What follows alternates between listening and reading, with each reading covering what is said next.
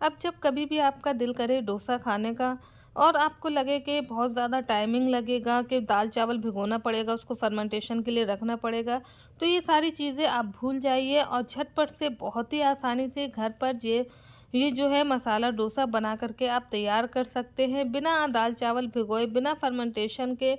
बहुत ही easy way से आप इस डोसे को बना करके रेडी कर सकते हैं और स्वाद में इतना अच्छा होता है कि बिल्कुल जिस तरीके से हम दाल चावल का डोसा बनाते हैं वैसे ही डोसा जो है वो बन करके रेडी होता है। तो चलिए चलते हम अपनी रेसिपी की तरफ, जहाँ पर हम बनाएंगे मसाला डोसा। तो यहाँ पर मैंने इसके लिए ली थी 1 कटोरी सूजी। आप बारीक वाली, मोटी वाली, जो भी सूजी जो इजी मिल जाए आपको, आप वो ले लीजिए। अब इस सूजी को डालेंगे हम एक ग्राइंडर जार में। तो 1 कटोरी सूजी से मैं बना रही हूँ। अगर आप बहुत ज़्यादा क्वांटिटी में बनाना चाहते हैं तो आप 2 कटोरी सूजी ले लीजिएगा। इसी के साथ में 2 बड़े चम्मच के करीब मैं यहाँ पर डाल रही हूँ चावल का आटा। अब इसके साथ में हम डालेंगे, जितना हमने चावल का आटा डाला है उतना ही हम इसमें डालेंगे गेहूं का आटा। तो 2 चम्मच हमने इसमें चावल का आटा डाला था, 2 चम्मच हमने गेहूं का आटा डाला है। अब इन सारी चीज़ों को है ना हम थोड़ा सा ग्राइंड कर लेंगे कि सारी चीज़ें जो है वो अच्छे से मिक्स हो जाए और सूजी जो है वो भी बिल्कुल अच्छे से ग्राइंड हो जाए। तो यहाँ पे आप देख सकते हैं बिल्कुल फाइन पाउडर जो है वो बन करके रेडी हो चुका है। अब इसको हम डाल देंगे एक बाउल में। बाउल में डालने के बाद में अब इसमें डालेंगे हम आधी कटोरी के करीब दही। दही अगर थोड़ा सा खट्टा होगा तो ज़्यादा बेहतर रहेगा। यहीं पर हमने डाल दिया था इसमें टेस्ट के अकॉर्डिंग नमक। तो 1 छोटी चम्मच जो है वो मैंने यहाँ पर नमक डाला था। अब देखिए यहाँ पर लिया है आधी कटोरी दही, तो उसको भी मैंने डाल दिया। थोड़ा सा ये खट्टा दही है, यानी कि 1-2 दिन का दही होगा तो वो चल जाएगा। अब इन सारी चीज़ों को अच्छी तरीके से हम थोड़ा सा मिक्स करेंगे और थोड़ा थोड़ा पानी डाल करके इसका जो है ना एक बैटर जो है वो हम तैयार कर लेंगे। तो यहाँ पर हम थोड़ा थोड़ा पानी डालते जाएंगे और इसको अच्छी तरीके से मिलाते जाएंगे। बैटर की कंसिस्टेंसी हम उसी तरीके से रखेंगे जिस तरीके से हम दाल चावल भिगो करके बैटर तैयार करते हैं, बस उतना ही गाढ़ा जो है ना हम इसका घोल तैयार करना है। बहुत ज़्यादा हम पतला घोल इसका नहीं लगाएंगे। तो थोड़ा थोड़ा पानी हम इसमें डालेंगे और इसको लगातार चलाते हुए एक ही डायरेक्शन में हम इसको अच्छी तरीके से मिक्स कर लेंगे। लम्स वगैरह नहीं पड़ते हैं जब हम इसमें थोड़ा थोड़ा पानी डाल करके मिलाते हैं। अगर इकट्ठा पानी हम डालेंगे तो इसमें लम्स भी पड़ जाते हैं। साथ ही साथ बैटर जो है वो थोड़ा सा पतला भी हो सकता है। अगर पतला हो जाए तो कोई मैटर नहीं है, उसमें हम थोड़ा सा चावल का आटा या गेहूं का आटा मिला करके उसको ठीक भी कर सकते हैं। तो यहाँ पर मैंने थोड़ा पानी और डाल दिया था। लगातार थोड़ा थोड़ा सा पानी डाल करके मैं इस बैटर को एक जो है ना नॉर्मल कंसिस्टेंसी में इसको तैयार कर लूँगी।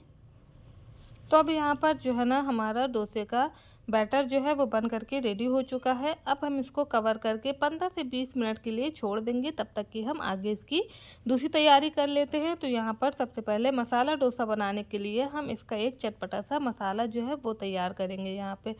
तो यहाँ पर मैंने एक कढ़ाई रख दी थी, उसमें थोड़ा सा ऑयल डाल दिया था। ऑयल जैसे ही गर्म हो जाएगा इसमें हम आधी चम्मच के करीब ज़ीरा डाल देंगे। इसी के साथ में जब ज़ीरा जब चटक जाएगा तो थोड़ी सी हम इसमें राई डाल देंगे, चौथाई चम्मच के करीब। इन सारी चीज़ों को हम अच्छी तरीके से चटकने देंगे। जब राई और ज़ीरा थोड़ा चटक जाएगा, क्रैक होने लगेगा, उसके बाद में हम डालेंगे यहाँ पर 2 से 3 हमें हरी मिर्ची ले लेना है, उसको बारीक कट कर लेना है और उसको भी यहाँ पर डाल देना है। साथ में हम डाल देंगे इसके करी पत्ता। ताजे करी पत्ते अगर आपके पास हो तो डाल दीजिए, अगर ड्राई वाले हों तो वो डाल दीजिएगा। तो बस इन सारी चीज़ों को 2 से 3 मिनट के लिए हम इसी तरीके से चटकने देंगे। यहाँ पर मैंने 1 इंच अदरक का टुकड़ा लिया था जिसको ग्रेट कर दिया था, उसको भी डाल दिया है यहाँ पे। अब बस इन सारी चीज़ों को अच्छी तरीके से हम मिक्स करेंगे। थोड़ा सा ऑयल में जो है ना फ्राई होने के लिए इसको छोड़ देंगे। जब हल्का सा ये कलर चेंज हो जाएगा उसके बाद में हमने यहाँ पर एक मीडियम साइज़ की प्याज ली थी जिसको इस तरीके से स्लाइस कर लिया था। तो प्याज को भी हम यहाँ पर डाल देंगे और थोड़ी देर के लिए फ्राई कर लेंगे। तो प्याज को हमें बहुत ज़्यादा डार्क ब्राउन नहीं करना है, बस हल्की सी जब प्याज जो है ना ट्रांसपेरेंट हो जाएगी तब तक के लिए हम इसको फ्राई करेंगे। तो आप इस मसाले को थोड़ा सा चटपटा सा बनाइएगा या फिर आप अपने अकॉर्डिंग इसमें मिर्च डाल दीजिएगा। तो लाल मिर्च हम यहाँ पर नहीं डालेंगे, केवल हरी मिर्ची का इस्तेमाल करेंगे। तो थोड़ा सा हमने यहाँ पर टेस्ट के अकॉर्डिंग जो है नमक डाल दिया है। तो नमक का हमें यहाँ पर ध्यान रखना होगा क्योंकि हमने जो डोसे का बैटर बनाया है उसमें भी नमक डाला हुआ है और ये मसाला जो बना रहे हैं इसमें भी नमक डालेंगे। आगे जो हम इसकी नारियल की चटनी तैयार करेंगे उसमें भी नमक डालेंगे। तो नमक को हम थोड़ा थोड़ा ही करके डालेंगे, बहुत ज़्यादा इकट्ठा नहीं डालेंगे क्योंकि जब सारी चीज़ें मिक्स होंगी तो फिर क्या होगा कि नमक थोड़ा सा स्ट्रांग हो जाएगा, इसलिए थोड़ा कम ही कम डालेंगे। तो अब यहाँ पे जो है ना मैंने थोड़ा सा हल्दी पाउडर डाल दिया था। उन सारी चीज़ों को अच्छे से मिक्स करने के बाद में अब यहाँ पर मैंने लिए थे उबले हुए आलू, तो इन आलूओं को भी मैंने यहाँ पर डाल दिया था। आलू को डालने के बाद में हमें आलूओं को यहीं पर जो है ना तोड़ लेना है। आप चाहे तो पहले से ही इनको तोड़ करके इस्तेमाल कर सकते हैं। तो मैंने इनको ऐसे ही कट करके बॉईल कर लिया था और अब इसको मैंने डाल दिया है। अब इस तरीके से जो है ना फॉक की हेल्प से मैं इसको तोड़ लूँगी। तो यहाँ पर मसाले के लिए, यानी कि डोसे के मसाले के लिए जो आलू का भरता है ना, ये तैयार हो जाएगा। तो बस इस तरीके से फॉक की हेल्प से तोड़ लेंगे, या फिर आप चाहे तो पोटैटो मैशर की हेल्प से भी इसको तोड़ सकते हैं। तो सारे आलूओं को मैंने यहाँ पर तोड़ लिया था और ये देखिए एक बहुत ही स्वादिष्ट सा हमारा जो है ना मसाला डोसे के लिए तैयार हो जाता है। ये आलू का भरता जो कि खाने में बहुत ज़्यादा अच्छा लगता है। साथ ही साथ जो है हमने यहाँ पर फ्लेम को हाई कर दिया था और हाई फ्लेम पर अब हम इसको 2 से 3 मिनट के लिए अच्छी तरीके से भून लेंगे। तो बस इस तरीके से झटपट से हमारा जो है ना आलू का भुर्ता तैयार हो गया है। तो बस इसको भी अब हम साइड में रख देंगे ठंडा होने के लिए।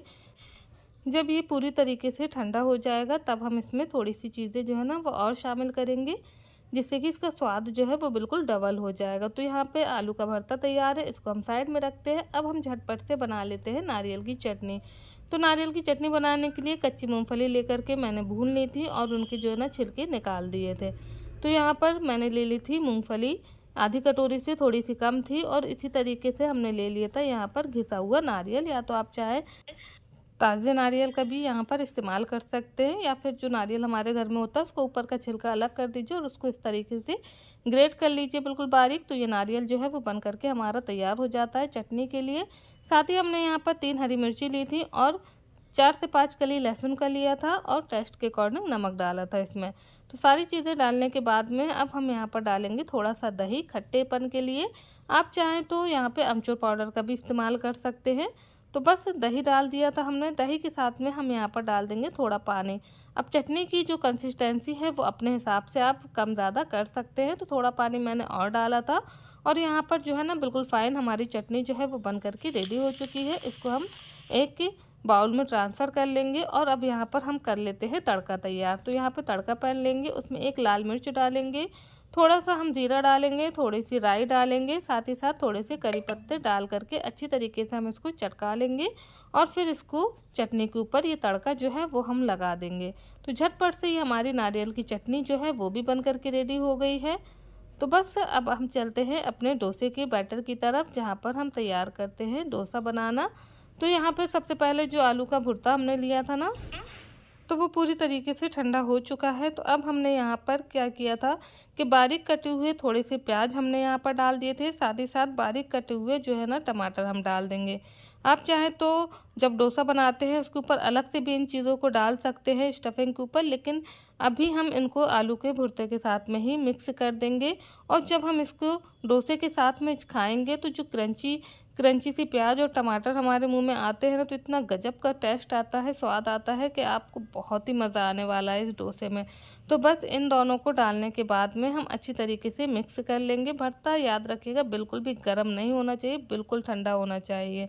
तो यहाँ पर जो है ना ये फाइनल हमारा भुर्ता तैयार हो चुका है।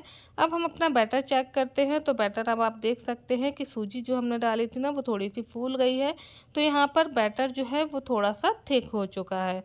तो अब यहाँ पर थोड़ा सा पानी हम डालेंगे, यानी कि 3 से 4 चम्मच के करीब ही हम यहाँ पर पानी डाल करके इसको थोड़ा सा पतला कर लेंगे। बहुत ज़्यादा हम यहाँ पर पानी नहीं डालेंगे, पानी का हमें बहुत ज़्यादा ध्यान रखना है। अगर बैटर पतला हो जाएगा तो फिर हमारे डोसे जो हैं वो अच्छे नहीं बनेंगे, इसलिए बैटर को जो है ना वो बिल्कुल परफेक्ट बनाना ज़रूरी होता है यहाँ पर।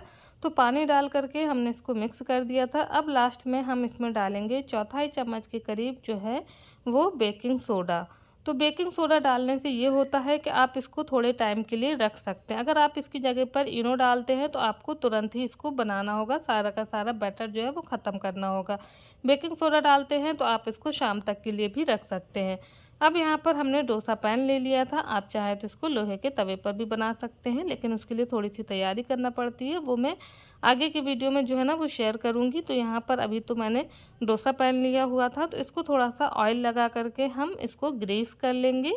ग्रीस करने के बाद में जब ये अच्छे से गर्म हो जाएगा, फिर इसमें हम जो है ना पानी डाल करके इसको ठंडा करेंगे।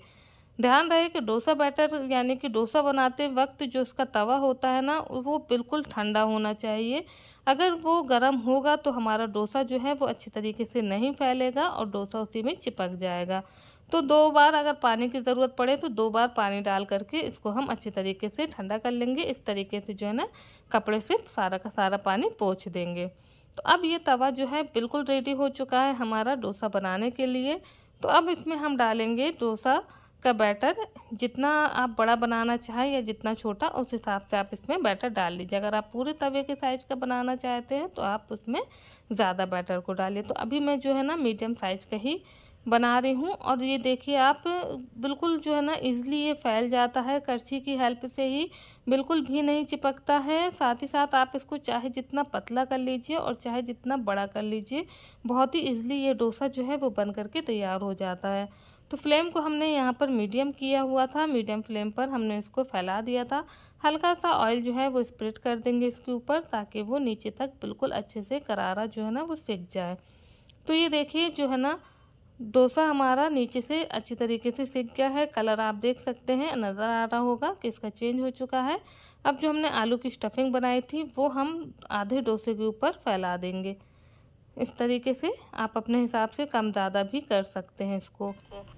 तो नीचे से डोसे का जो है ना कलर ये देखिए चेंज हो चुका है, यानी कि डोसा हमारा जो है वो अच्छी तरीके से सेक चुका है और बहुत ही क्रिस्पी ये डोसा बन करके रेडी होता है। तो ये बहुत गर्म था, पलटाने में थोड़ी सी दिक्कत हो रही थी और फिर ये देखिए इस तरीके से जो है ना इजली पलट जाता है। आप चाहें तो इसका कलर और भी डार्क कर सकते हैं, लेकिन ये बहुत ही ज़्यादा क्रिस्पी बनता है, बिल्कुल दाल चावल के डोसे की तरह इसका टेस्ट जो है वो आता है। तो यहाँ पर डोसा बन करके रेडी हो चुका था।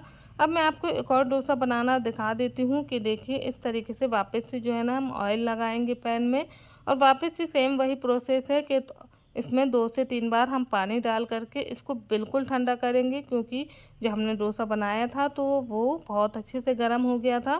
फ्लेम को हम बिल्कुल लो कर देंगे और लो फ्लेम पर ही हम ये सारी प्रोसेस करेंगे, यानी कि 2 से 3 बार पानी डाल करके हम इसको अच्छी तरीके से ठंडा कर लेना है। तवा जब ठंडा होगा तभी डोसा बहुत अच्छा बनेगा। बहुत से लोगों की शिकायत होती है कि डोसा बैटर डालते हैं तवे पे तो वो राउंड शेप में यानी कि फैलता नहीं है, चिपकने लगता है। तो बस यही रीज़न होता है कि तवा ठंडा नहीं होता है और गरम तवे पर ही हम डाल देते हैं, जिस वजह से डोसा जो है वो हमारा फैलता नहीं है। अब आप देख सकते हैं जब तवा अच्छे से ठंडा हो जाता है फिर हम इसको बहुत ही ईज़िली फैला सकते हैं, बिल्कुल भी ये नहीं चिपकेगा और आप चाहें तो जितना भी है ना इसको पतला कर सकते हैं। तो बस यहाँ पर हमने सेकंड वाला भी इसी तरीके से डाल करके बना लेना है और बाकी के सारे डोसे जो हैं वो सेम प्रोसेस से हम तैयार कर लेंगे। जब नीचे से ये जो अच्छी तरीके से सिक जाएगा, वापस से हम इसमें वही ऑयल डाल देंगे फिर से, ताकि इसमें अच्छा सा कलर आ जाए। और जब इसमें कलर आ जाएगा उसके बाद में हम जो है ना आलू की स्टफिंग को इसके ऊपर फैला देंगे।